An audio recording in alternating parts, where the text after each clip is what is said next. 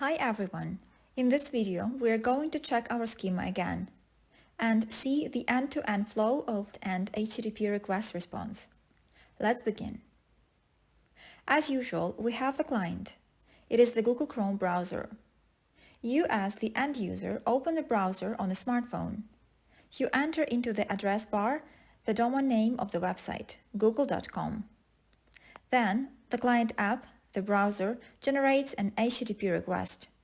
It provides the certificate and own IP, provides IP of the server, and provides a request method GET, the domain name google.com.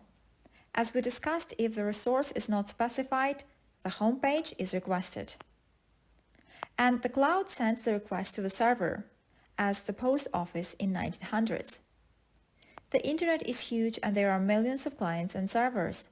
As client provided the IP address in the request, the cloud knows where exactly the message needs to be delivered, to the Google server. Once the server receives the request, it finds the resource which was requested by the client, the home page, and sends back the response to the client with the status code 200 OK. As a resource is found, and the response body, the homepage HTML document.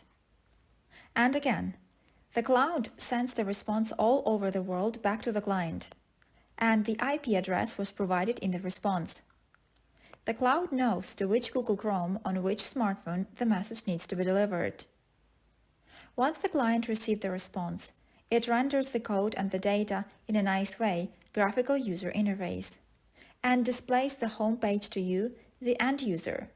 In this way, humans can understand it and be able to use it. That is how end-to-end client-server architecture request-response flow works.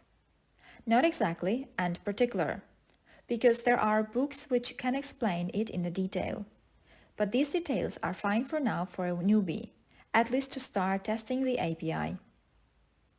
Speaking of the REST API, as you see, we have lost it again in our schema. I did it on purpose because the REST is constraints, the client-server architecture, HTTP request-response theory.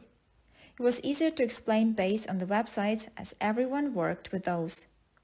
Let's get back to the API world and let's check developers' comments again. And we're going to do it in the next video. Thank you for watching. If you like coffee or coffee shop, leave a thumbs up, if not thumbs down. See you in the next video.